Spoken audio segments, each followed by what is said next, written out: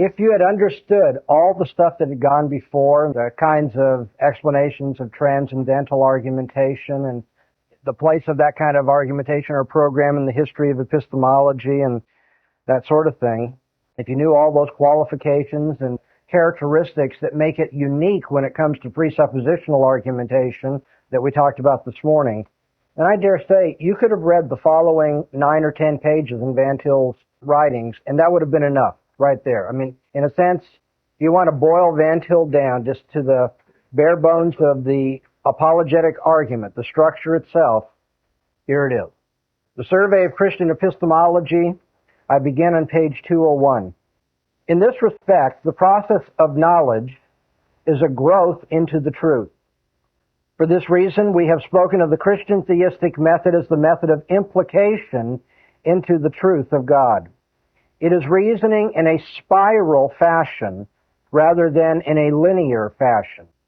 Accordingly, we have said that we can use the old terms deduction and induction if only we remember that they must be thought of as elements in this one process of implication into the truth of God. Think of it as spiraling down, implicating yourself deeper and deeper into the truth of God using deductive and inductive reasoning as you go. If we begin the course of spiral reasoning at any point in the finite universe, as we must because that is the proximate starting point of all reasoning, we can call the method of implication into the truth of God a transcendental method.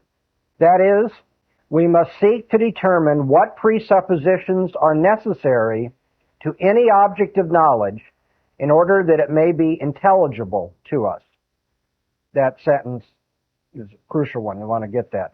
We must seek to determine, this is transcendental method, we must seek to determine what presuppositions are necessary to any object of knowledge in order that it may be intelligible to us. It is not as though we already know some facts and laws to begin with, irrespective of the existence of God, in order then to reason from such a beginning to further conclusions. It is certainly true that if God has any significance for any object of knowledge at all, the relation of God to that object of knowledge must be taken into consideration from the outset. It is this fact that the transcendental method seeks to recognize. So the transcendental method is trying to exhibit something, and that is, if what you're talking about is significant, you must immediately have God as part of your worldview, or you must immediately acknowledge, incorporate the Christian worldview. It does not reason deductively and inductively from outside the Christian worldview to the Christian worldview. It rather says all of your deductive and inductive reasoning already presupposes the Christian worldview if you claim that it has validity, meaning, or significance. The charges made against this type of reasoning, we must turn upon those who made them. It will be said of this type of reasoning that it introduces the subjective element of belief in God, which all men do not share. Of this, we can only say that all men should share that belief, and before the fall of man into sin, man did have that belief. Belief in God is the most human attitude conceivable. It is abnormal not to believe in God. We must therefore hold that only the Christian theist has real objectivity, while the others are introducing false prejudices or subjectivity. This is nuclear strength, this paragraph. Van Til says, in order for your argument to have significance, you must incorporate belief in God. The comeback is, oh, well then you're saying that coherence, logical validity, the significance of arguments depends upon a subjective element, whether you believe in God or not. Van Til says, I must turn this criticism back on the person making the criticism. He says, you're the one who's introducing subjectivity. Sound familiar? He said, all these other methods of argument reduce to subjectivity and skepticism. He says, because of the way you approach matters, you're the one who makes everybody subjective. I'm the only one that is introducing objectivity because it's the God's eye point of view that can make sense out of, give intelligibility to the way that you're reasoning. The charge is made that we engage in circular reasoning. Now, if it be called circular reasoning, when we hold it necessary to presuppose the existence of God, We are not ashamed of it because we are firmly convinced that all forms of reasoning that leave God out of account will end in ruin. Okay, so the criticism is made, you're engaged in circular reasoning. Van Til says, there's two ways you can respond to that. One, if you remember that anybody who doesn't reason the way we are ends in ruin, then I don't care what you call it. Call it circular reasoning, big deal. The point is my circular reasoning saves intelligibility, and your whatever you want to call it reasoning, deductive, inductive, linear reasoning, destroys the intelligibility of thinking. Yet, we hold that our reasoning cannot fairly be called circular reasoning because we are not reasoning about and seeking to explain facts by assuming the existence and meaning of certain other facts on the same level of being with the facts we are investigating, and then explaining these facts in turn by the facts with which we began.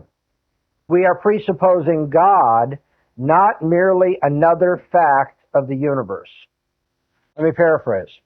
Van Til says, if we're arguing about some creaturely element of thought or experience, and we tried to introduce something else on the same level, and the two were paying each other's debts in the argument, yeah, then we'd be reasoning in a circular. He says, we're not reasoning about another fact of the universe. We're not, to put it in his terminology, we're not reasoning about something that's within the framework of our presuppositions. Within the framework, you can't reason in a circle. Somebody wants to say, I believe that the price of eggs is $1.59. And then his argument includes as a premise, the price of eggs is $1.59. Van Til would say, yeah, well, that's circular reasoning. That's fallacious. But we're not arguing about another fact of the universe. We're arguing about God. We're not arguing on the same level with the facts of the universe. We're arguing about something which is the framework. I don't mean that in a pantheistic sense. I mean that epistemologically. God is the framework that makes intelligible all the other reasoning that you engage in. And about that kind of thing, all you can do is reason in a circle.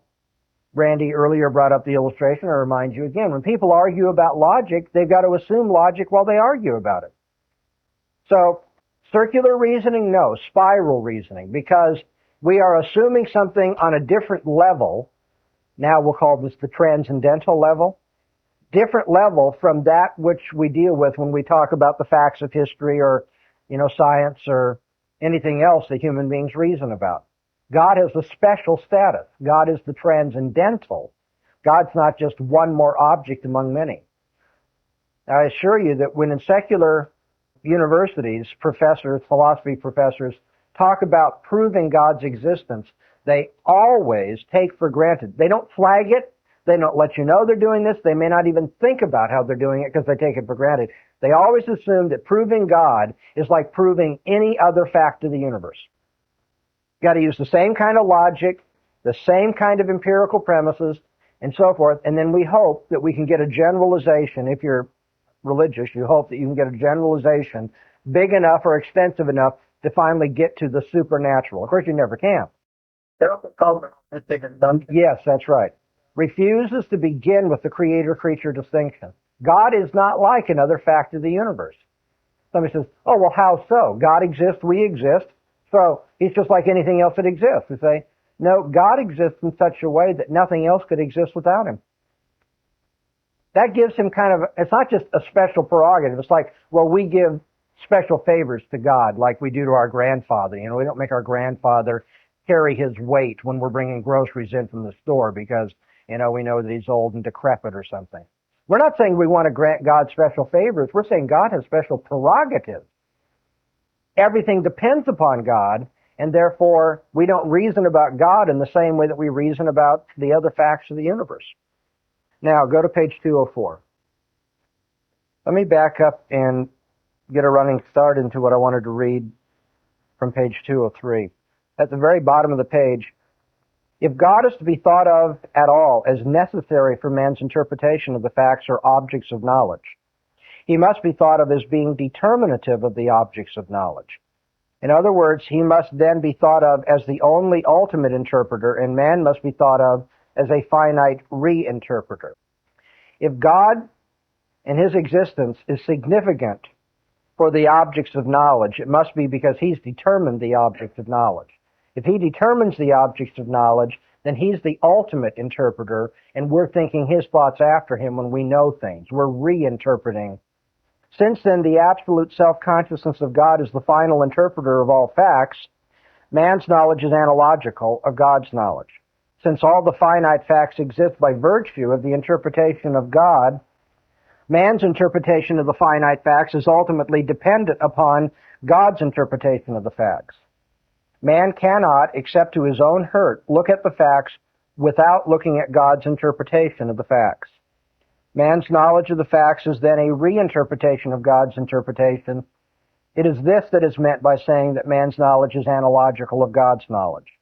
We must now consider more fully the question how one who has thus become convinced that analogical reasoning is the only type of reasoning that gives us truth at all must face one who is convinced that univocal reasoning, where the creator-creature distinction is not taken into account, is the only type of reasoning that can possibly bring one into contact with the truth.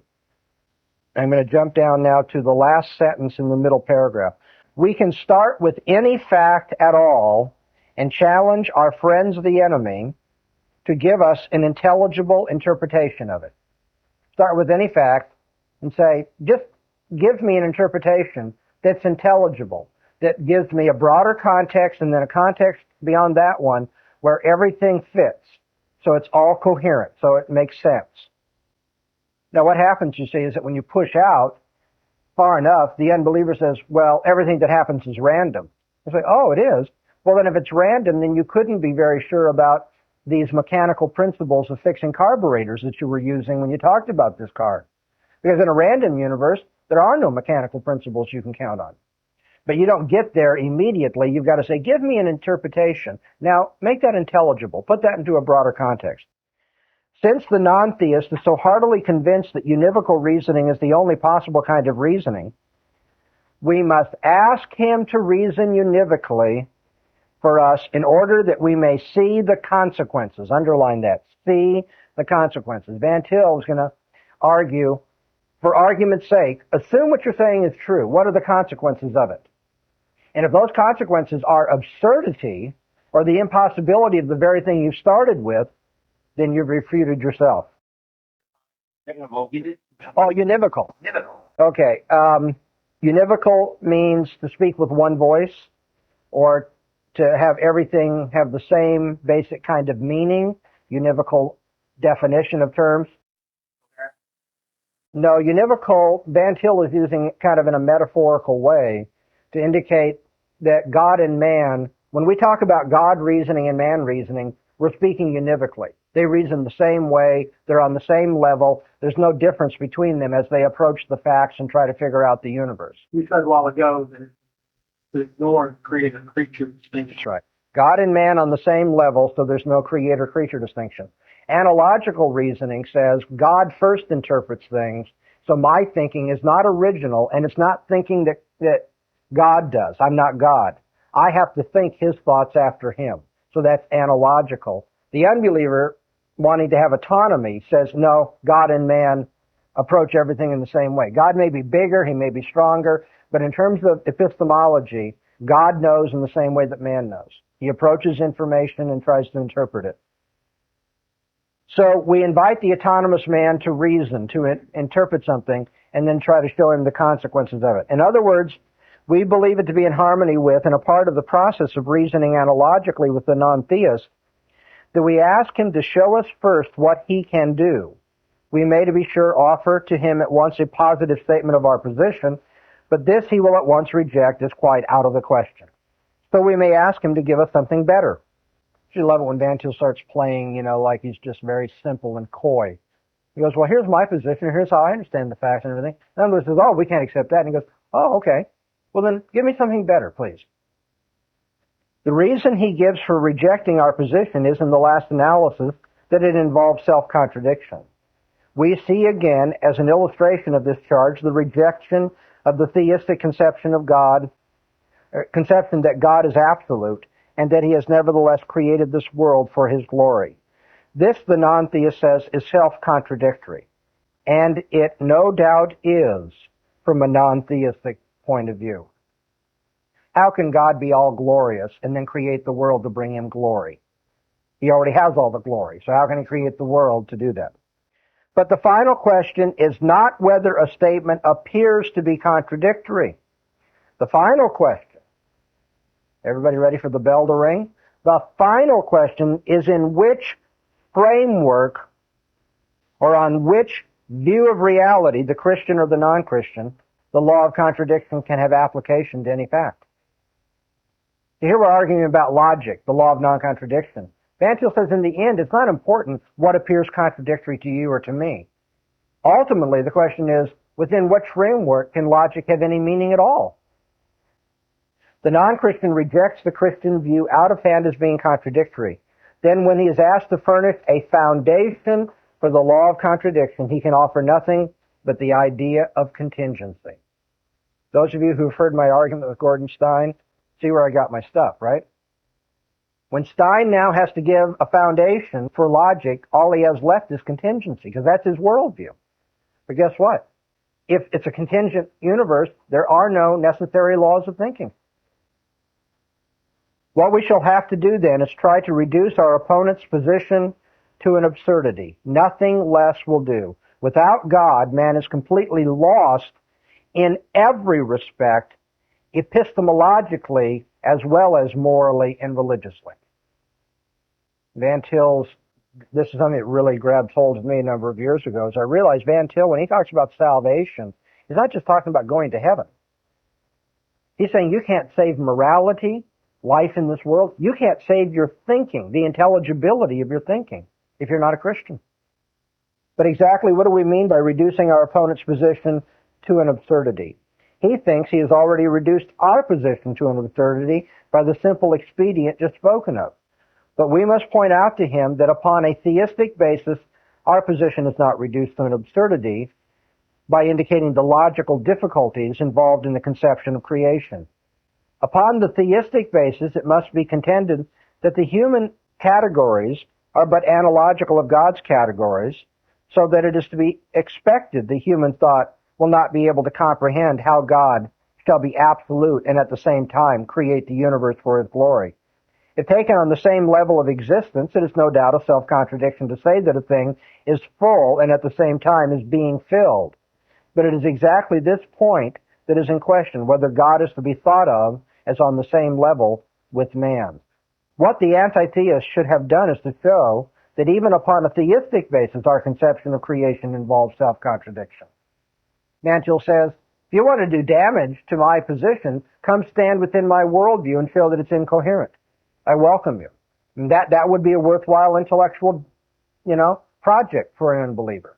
But for you to stand in your worldview and say what our theological premises are inconsistent, why should I be concerned about that? Of course they're inconsistent in your worldview. Paraphrase may take on the same level of no doubt self-contradiction. On the same level. We're not dealing with God as just any other truth or premise or reality that we know in our natural experience. God is a supernatural being, and God's significance in epistemology is that he has transcendental importance, not just, of all the things that I know on the creaturely level, some are more important than others, okay? From a personal standpoint, I'd say knowing my children is more important than knowing Oral Hershiser, okay? So they're all on the same level as human beings. Some are more important to me than others. And of all the things that I know, some are more epistemologically important, okay? It's probably a good thing for me to know, generally, how can I do this? What example do I want to use? It's more significant for me to know something about combustion engines than it is for me to know, for instance, that my car is out of gas at this particular moment. More important than the knowledge of combustion engines is more general and systematic, and therefore has more application and implication than does the simple fact that my car right now is out of gas. So we have, on the level of our natural experience, things that we know, some are more important than others, but they're all on the same level. How important is the knowledge of God? It's more important than combustion engines and more important than my children, as important as those things are, because God's existence, or the truth of the statement that God exists, has implications for everything that I know. So when I argue about God, I'm not arguing on the same level as just anything else that I might know. It's not just one more object. It's not like, well, every proposition that's true has the same value. Well, as truth, abstractly put, yeah, they're all called true, so they all have the same value. But there's more to propositions than just their truth value. Likewise, the proposition about God's existence is not even in the same category as those truths about our natural experience, because that truth is a transcendental. That which, in terms of which, everything else makes sense. So, at different levels, that's a paraphrase. Actually, his is a paraphrase of my technical explanation, but that's what he's getting at. That to explain why it can be that God is full of glory and yet created the earth of glory. Am I reading that wrong? I thought he was using that. He says, if you think that God is like any other natural object, and the way we know God is the way we know everything else in the world, then it will seem like a contradiction to say that he's full of glory, yet he's being filled with glory. But if God is not like every other object, within Christian theology, we can believe that God manifests the fullness of his glory by bringing greater glory to himself through saving people, creating the world, showing the wonder of the stars, and so forth. That's fine.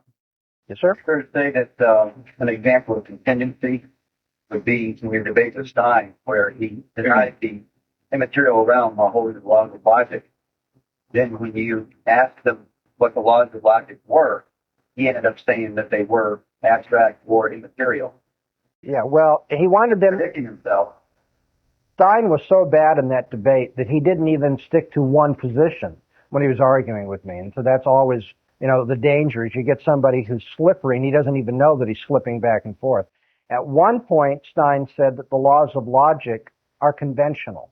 Yeah, which would mean contingent, depending on the culture in which you live. At another point, he talked about the laws of logic having necessity. And so, it's sometimes you got to get the guy to stand still so you can shoot him. It's like, which position do you want to hold here? I'll be glad to shoot you at any point, but stand still. Okay, page 205 in the middle. We must therefore give our opponents better treatment than they give us. We must point out to them that univocal reasoning, autonomous reasoning, itself leads to self-contradiction, not only from a theistic point of view, but from a non-theistic point of view as well. This is crucial. Van Til says, the unbeliever sees contradictions in Christian theology. We say, well, yeah, within your framework of thought, they are contradictory. They appear so. But they're not contradictory within our worldview. He says, but now we must do better to the unbeliever than he's done to us. We don't want to simply say, your view of reality, say your view of evolution is contradictory because we know God created everything in a mature way according to the Bible. So that's contradictory. He says, we got to do better than that. We want to show that their point of view is contradictory even on their understanding of logic. Take your own worldview, and Van Til says you destroy yourself. What did David Hume say yesterday in that quotation? Oh, I took it upstairs. That if we make reason abstract, it provides the grounds for what? Do you have it there, Scott? Can you give it to me exactly? Consider an abstract view that furnishes convincing arguments against itself. Against itself. So we take what you understand as logic and show that you're being self-contradictory on your own terms. Well, He was specifically thinking of reason in the empiricist way, but the point generally taken is what you take to be reason destroys itself. It is this that we ought to mean when we say that we must meet our enemy on their own ground. It is this that we ought to mean when we say that we reason from the impossibility of the contrary. The contrary is impossible only if it is self-contradictory when operating on the basis of its own assumptions. It is this, too, that we should mean when we say that we are arguing ad hominem. We do not really argue ad hominem unless we show that someone's position involves self-contradiction, and there is no self-contradiction unless one's reasoning is shown to be directly contradictory of or to lead to conclusions which are contradictory of one's own assumptions. That's 205. to argue ad hominem here. I don't think he should have put it this way, but basically he's arguing against the man by saying, I'll grant whatever you want, and then I'll argue against what we've already granted based on what you've given me. He picked that up by Kant, by the way. And Kant called that X argument ad hominem as well. Oh, okay, that's good. Good. Kant apparently used that kind of terminology. In terms of the way logic is taught today, that's not usually the understanding of an ad hominem argument. But you can see how that's against the man. You accept what the man says, and then you turn it against him. On page 206, the sentence at the end of the paragraph spanning the page. Similarly, if we reason when we place ourselves upon our opponent's position, we cannot for a moment do more than argue thus for argument's sake. Van Til says, I'm going to meet this man on his own turf for argument's sake. Okay? Sometimes people have asked me, Dr. Bahnsen, why did you bother to go study philosophy at a secular university? Why did you get your PhD with people who don't share your Christian worldview? Well, I mean, there are other kinds of answers. I mean, I think I learned a lot about philosophy in a technical sense and so forth and so on. But you see, if I'm going to do apologetics, though these philosophers didn't help me learn about Christianity and how to defend it, they taught me a lot about how unbelievers reason. So I'm now able to meet them. I mean, I hope I can meet them on their own turf and play their game better than they play it. Okay? So when I take a course from John Hospers, who is in ethical theory what's known as a rule egoist, that is, we should follow those rules that are in our personal benefit. That's his ethical theory. I can, without having to go to the Bible and say, shame on you, Dr. Hospers, you're disagreeing with what Jesus said. I can take what Hospers taught me and write a paper showing that rule egoism destroys itself. So that's why you learn something about the way unbelievers reason. Now, you don't all have to go and get a PhD in philosophy. That's not the point of the illustration. I'm trying to illustrate what Van Til means, that we place ourselves on our opponent's position for argument's sake. When we reason thus, we are not reasoning on the basis of some abstract law of self-contradiction. We've seen that the very question between the theist and the anti-theist is as to the foundation of the law of contradiction. When they criticize our position and think they've reduced it to the place where it falls under the law of self-contradiction, we do not give in to defeat or appeal to irrationality in the name of faith. But we challenge their interpretation of the law of contradiction. We hold that they have falsely assumed that the self-contradictory is to be identified with that which is beyond the comprehension of man. But this takes for granted that human categories are ultimate categories, which is just the thing in question. The unbeliever assumes his categories must be the ultimate ones. We say, well, that's what you're supposed to be proving. And then it's about 3/4 down the page, 206. Yet in order to bring this argument as closely to the non-regenerate consciousness as we may, we must seek to show that the non-theist is self-contradictory upon his own assumptions, as well as upon the assumption of the truth of theism. And that he cannot even be self-contradictory upon a non-theistic basis, since if he saw himself to be self-contradictory, he would be self-contradictory no longer. Now, when this method of reasoning from the impossibility of the contrary is carried out, there is really nothing more to do. I mean, he has more to say, but do you get the point? Essentially, I'm saying to the unbeliever, you want to argue with me? Want to come onto the basketball court and play the reason-giving game? Great. Then let's look at your worldview, look at my worldview. On your worldview, even given your assumptions, you can't give reasons. You're defeated on your own terms. By the way, you're also defeated from the authoritative standpoint that I might have as a Christian, saying God says that you're wrong. But you too have to say that you're wrong, given your own assumptions. But if you stand in my worldview, I can save rationality, science, whatever you've been arguing. And Van Til says, once we've done that, there's really nothing else to do. I mean, when somebody brings up a particular objection, there's research you might want to do about that to help them, feel more comfortable about the truth of Christianity. But from an apologetical standpoint, what he's essentially done is taken the weapon away from the unbeliever, saying, you want to argue with us? You haven't got any weapons. Because your method of arguing undermines arguing. And so you can't play this game. Like what he says about complete self-contradiction is possible only in hell. Well, even there it's not. It would be hell if it was complete, but in hell men will still be made in the image of God. Okay, so that's my first short reading in this filet mignon, back to the basics of transcendental presuppositional apologetics. The other one comes from the defense of the faith. Somebody who has the formula can figure out the pages. That'd be wonderful. I'm going to be on pages 116 to 120 and then page 135. For pages 116 to 120, subtract 17 according to our formula. So if I'm on 116, you're on 99? Okay. Reasoning by presupposition. Did it work? Oh, I love it when a thing comes together like this. These things being as they are, it will be our first task in this chapter to show that a consistently Christian method of apologetic argument, in agreement with its own basic conception of the starting point, must be by presupposition. To argue by presupposition is to indicate what are the epistemological and metaphysical principles that underlie and control one's method. That's a very important sentence. To reason by presupposition, you've got to lay out your metaphysic and epistemology, and you've got to make sure the unbeliever understands his metaphysic and epistemology. The Reformed apologist will frankly admit that his own methodology presupposes the truth of Christian theism. Basic to all the doctrines of Christian theism is that of the self-contained God, or if we wish, that of the ontological Trinity. It is this notion of the ontological Trinity that ultimately controls a truly Christian methodology. Our metaphysical view controls our method, our epistemology. Based upon this notion of the ontological Trinity and consistent with it is the concept of the counsel of God, according to which all things in the created world are regulated.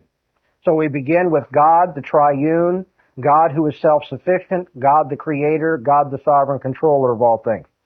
Christian methodology is therefore based upon presuppositions that are quite the opposite of those of the non-Christians.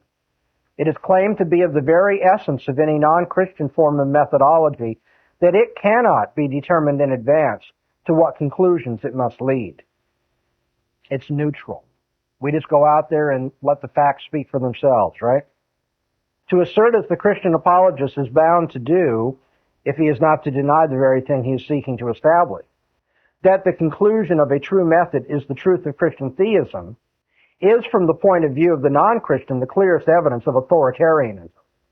In spite of this claim to neutrality on the part of the non-Christian, the Reformed apologist must point out that every method, the supposedly neutral one, no less than any other, presupposes either the truth or falsity of Christian theism. You might want to make a mental note, or in your actual written notes here, Van Til is offering now a bivalent structure for argument. He says every method assumes the truth of Christian theism or that it's not true. So ultimately, there are only two worldviews. Ultimately, there's only two. Why am I pointing this out? Might as well cash in on it now. Because people are always going to say, well, Van Til, you've only refuted worldviews 1, 2, 3, 4, and 5. What about worldviews 6, 7, 8, 9, 10? Van Til's point is there's only two worldviews. Or to put it better, every worldview either assumes the truth of Christianity or assumes that it's not true. The objection immediately is, no, it doesn't. There are some that are neutral, that are non-committal. Now, who's right, who's wrong here? Van Til is going to quote Jesus, right? He who is not with me is against me. That's the interesting thing about this worldview. You don't get to sit on the fence about it. You either affirm it or you deny it. Now, you may be polite in your denying it. You might even say, I'm glad to talk about this. It might possibly be true. But to say it might possibly be true is, from Van Til's standpoint, to say it's not actually true, and so you're denying it. Given this, now, if he's wrong about this, you might have to do some reconstruction of the presuppositional approach. But you have to understand, Van Til doesn't believe we've got a zillion worldviews out there. Let's get busy, because by the time we die, we've got to refute each one of them. It's not an inductive process of knocking down this one, then this one, this one. Van Til says all of them either assume Christianity is true or it's not. Now, if they assume that it's true, we're done, obviously. But the point is, the reason we're arguing is because they assume Christianity is not true. So they're in that worldview that denies Christianity. I feel like we're up in the middle and the propositional, right? And Yes. instead of worldview, talking proposition. Yeah, this is True or false, either worldview against Christianity or for Christianity. This is Van Til's law of excluded middle. On worldviews, it's either Christian or it's not Christian.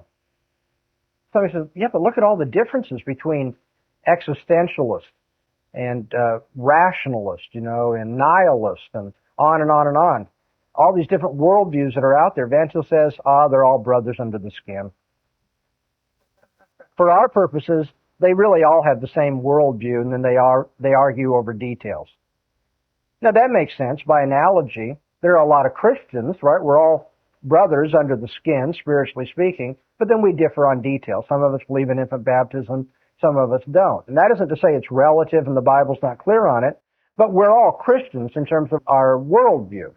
And so there are non-Christians who disagree with each other on details, but the point is, you're either Christian or you're not Christian when it comes to your worldview. Every method, even the supposedly neutral one, presupposes either the truth or the falsity of Christian theism. He excludes any middle ground. The method of reasoning by presupposition may be said to be indirect rather than direct. There's only two values, Christianity or not Christianity. Now I'm going to use an indirect method. I'm going to refute non-Christianity. If you know anything about logic, okay, it's like a disjunctive syllogism, A or B, not B, therefore A. The method of reasoning by presupposition may be said to be indirect rather than direct. The issue between believers and non-believers in Christian theism cannot be settled by a direct appeal to facts or laws whose nature and significance is already agreed upon by both parties to the debate. And here is the crucial sentence. The question is rather as to what is the final reference point required to make the facts and laws intelligible. We can't directly go to the facts and say, that proved Christianity. And nor can the unbeliever go directly to the facts and say, that disproves Christianity. Van Til says the question is rather, whose reference point can make the facts or the laws intelligible? The question is as to what the facts and laws really are. Are they what the non-Christian methodology assumes that they are? It doesn't mean here what are the specific facts of history, but what is a fact? What's the nature of a fact? Is it a random event in a chance universe? Are they what the non-Christian methodology assumes that they are? Are they what the Christian theistic methodology presupposes they are? When people say, let's just go to the facts to settle this, we have to say, well, but what do you think a fact is? What do I think a fact is? If you think a fact is just some kind of random event in a chance universe, then we can't go to the facts to settle anything. Facts don't settle anything because they're random. It's a chance universe. So when you say, let's go to the facts to settle something, you must be thinking of facts as a Christian thinks of facts in order that you can use them to argue against the Christian view. It's not just they have no stability, they have no... But it's not just assume they have stability, because I'm using that in a real way. Yeah, he's assuming they have a stability, but he's assuming that they have identifiability as well, that they're individuated from one another. The answer to this question cannot be finally settled by any direct discussion of facts. It must, in the last analysis, be settled indirectly.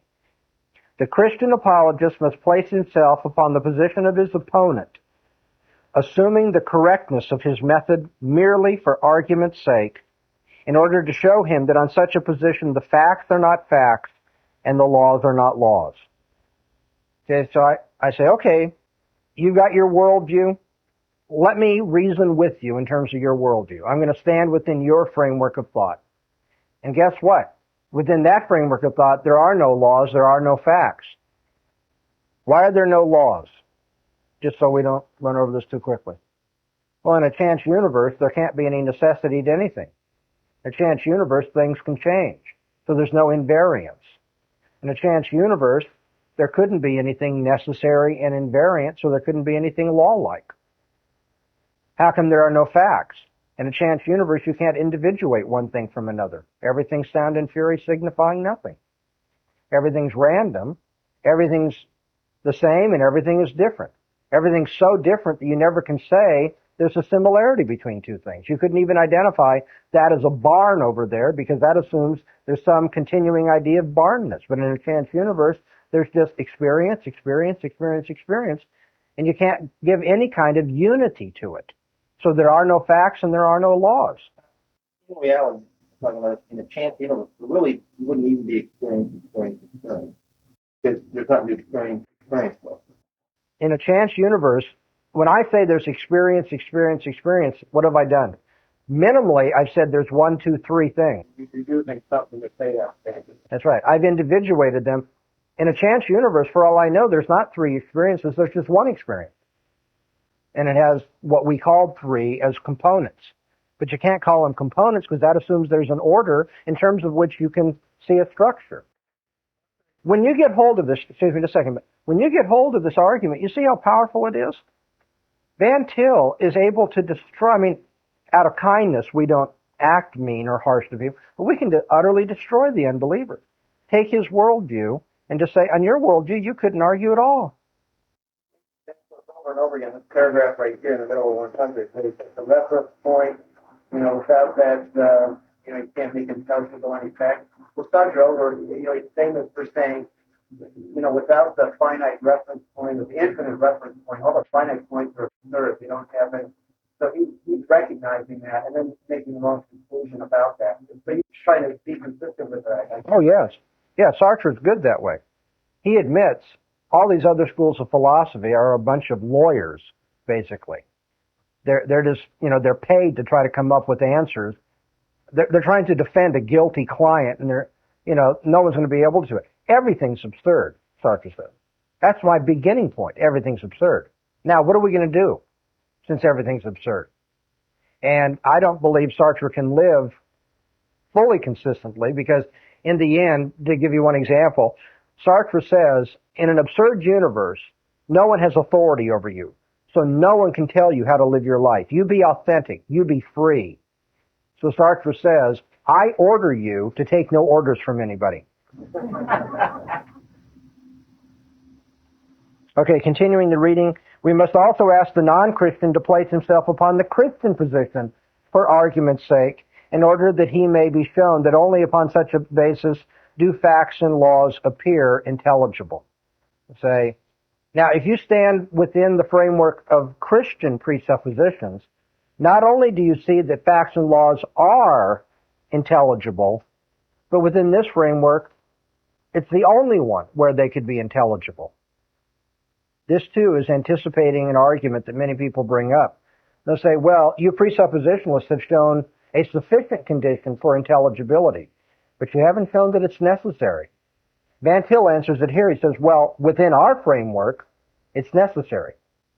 Somebody says, okay, but maybe your framework's not the right one. Van Til says, fine. What's the alternative? Absurdity. But that's fine. Your choices are between Christianity and absurdity. But don't suggest that within the Christian framework, which makes sense of things, you can continue arguing and then argue there might be another framework that can do it just as well. Within the Christian framework, there's one and only one that can do it. Now, you might make that the basis for rejecting Christianity. So, well, I don't think you've really shown that. I don't think you can show that. Van Til would say, fine. Then where are you standing when you're making this criticism of my worldview? You're either standing in my worldview and another one. I'd like you to tell me about that worldview. Of course, we've already done this dance, right? And it doesn't work. To admit one's own presuppositions and to point out the presuppositions of others is therefore to maintain that all reasoning is in the nature of the case circular reasoning. He means you're reasoning about your ultimate presuppositions. The starting point, the method, and the conclusion are always involved in one another. Let us say that the Christian apologist has placed the position of Christian theism before his opponent. Let us say further that he has pointed out that his own method of investigation of reality presupposes the truth of his position. This will appear to his friend, whom he is seeking to win to an acceptance of the Christian position, as highly authoritarian and out of accord with the proper use of human reason. What will the apologist do next? If he is a Roman Catholic or an Arminian, he will tone down the nature of Christianity to some extent in order to make it appear that the consistent application of his friend's neutral method will lead to an acceptance of Christian theism after all. That is, we don't want to seem authoritarian, so we'll accept what you call a neutral method and try to satisfy you that your neutral, allegedly neutral method, your pretended neutral method will actually lead to Christianity. But if he's a Calvinist, this way is not open to him. He will point out that the more consistently his friend applies his supposedly neutral method, the more certainly he will come to the conclusion that Christian theism is not true. Let me take the argument for the resurrection of Christ just to show you. If I allow the unbeliever to reason in terms of his worldview, which he pretends is neutral, and then I present all these facts to show that Jesus very probably rose from the dead, if he accepts that conclusion within that worldview, he will have to conclude most certainly that Christianity is not true. Why is that? Well, because within his worldview, if Jesus rose from the dead, it's because there's some very odd principles that operate in the biological realm that we haven't discovered yet. On his principles, that's what it would have to be. He cannot accept that Jesus rose from the dead and then say it's a miracle. Given his neutral method, he has to say, well, we're not allowed to bring the supernatural in here. We have to say that's a natural event. This allegedly neutral approach, of course, is not neutral. That's Van Til's point. You let him get away with using his method will destroy your worldview. Even when it appears he's agreeing with points of your worldview, he will in fact have naturalized them and cut them down to size. If you allow him to use his neutral method, where he is the center of authority for what he believes and so forth, will he ever, if he's consistent with that, say, God's the center of authority for what I believe? See, God comes to him and says, I declare what you can believe, what you must believe. It's not up to you. And who are you to talk back to God? Let God be true, though all men are liars. But you can never get to that conclusion if you begin with the idea of a neutral method where man is the ultimate authority over what he believes. So Van Til says, if you allow the unbeliever to continue with his pretended neutrality, you're just going to reinforce his rejection of Christianity. What looks like an acceptance of points of the Christian system is in fact the destruction of those very points that have been received. Wondering if that's not really true, that they wouldn't do that. But philosophical atheist Kai Nielsen actually said that very thing. It was almost like he took that right from Van Til.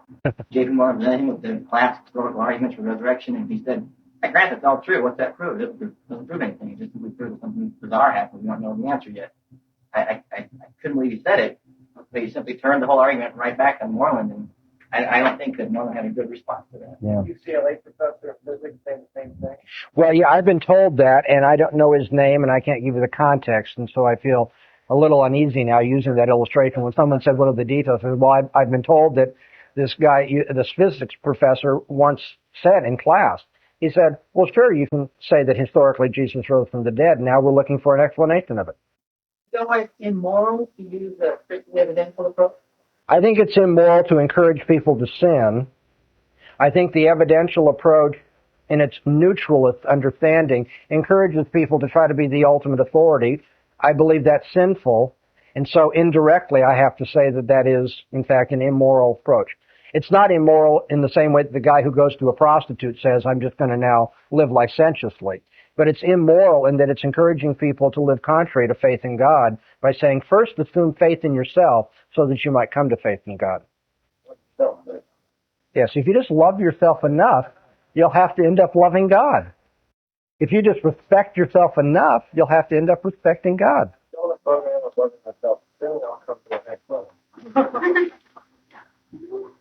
All right, toward the bottom of page 118, Van Til talks about appealing to the knowledge of the true method which the natural man knows but suppresses. Notice he says true method here. He's not just appealing to the knowledge of the true God or the truth about God and creation, but he says the natural man knows what the true method of thinking is, but he suppresses it. He knows that he should give glory to God and submit to his authority, but he suppresses it. The natural man at bottom knows that he is the creature of God. He knows also that he's responsible to God. He knows that he should live to the glory of God. He knows that in all that he does, he should stress that the field of reality which he investigates has the stamp of God's ownership upon it. But he suppresses his knowledge of himself as he truly is. He is the man with the iron mask. A true method of apologetics must seek to tear off that iron mask. Van Til had great illustrations.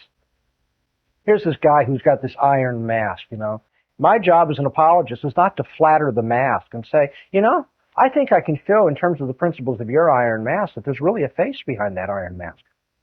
Van Til says, we need to tear that mask off. Stop pretending to be autonomous. You're not. The Roman Catholic and the Arminian make no attempt to do so. They even flatter the wearer about his fine appearance.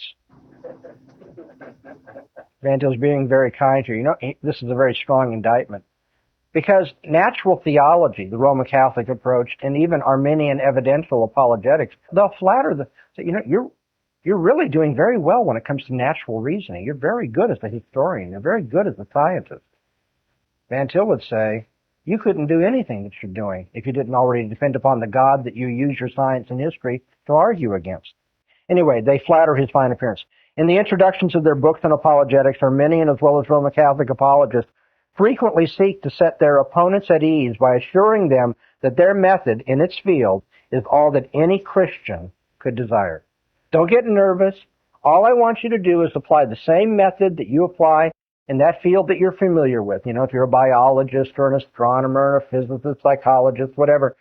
I'll accept your method. I know you mean very well. You're doing very well. It's very, very fine. Flatter your neutrality.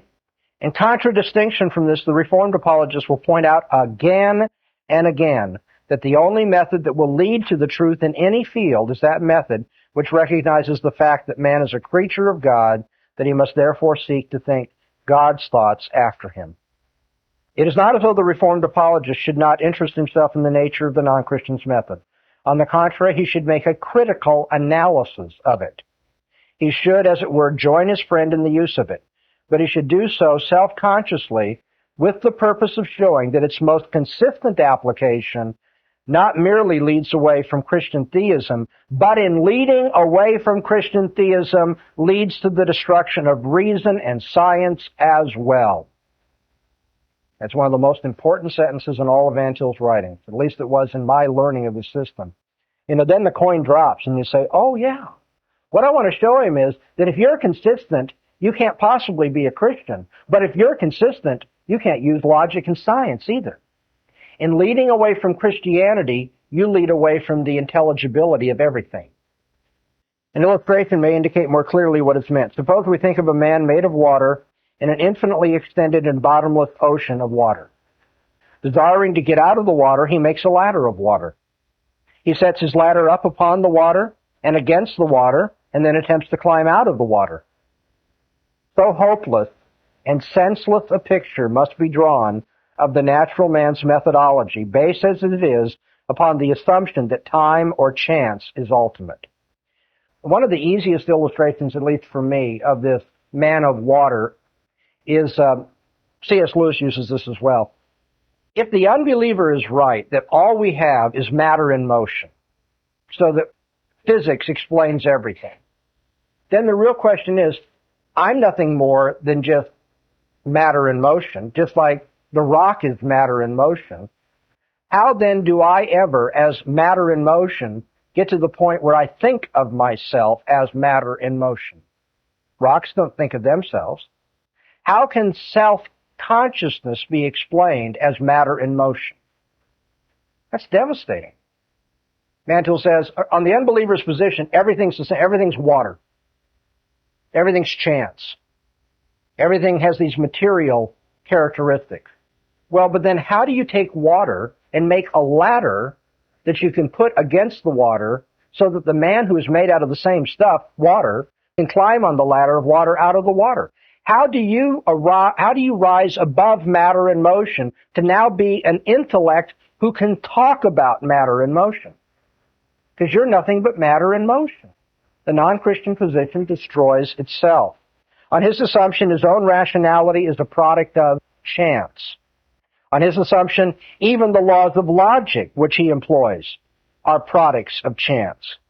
The rationality and purpose that he may be searching for are still bound to be products of chance. So then the Christian apologist, whose position requires him to hold that Christian theism is really true and as such must be taken as the presupposition which alone makes the acquisition of knowledge in any field intelligible, must join his friend in his hopeless gyrations so as to point out to him that his efforts are always in vain. It will then appear that Christian theism, which was first rejected because of its supposed authoritarian character, is the only position which gives human reason a field for successful operation and a method of true progress in knowledge. My math may be off, but I think I've only read for you 8 pages out of 2 books. It's all there, isn't it?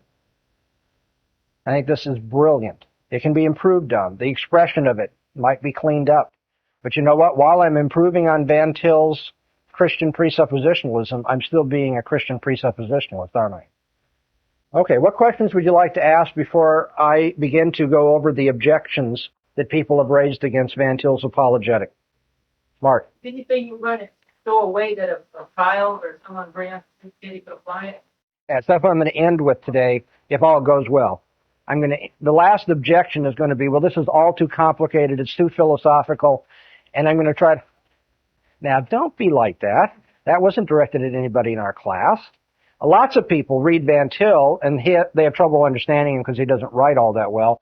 But once they understand it, they say, well, but what good is that? How many Christians can, use Kantian transcendental analysis and so forth?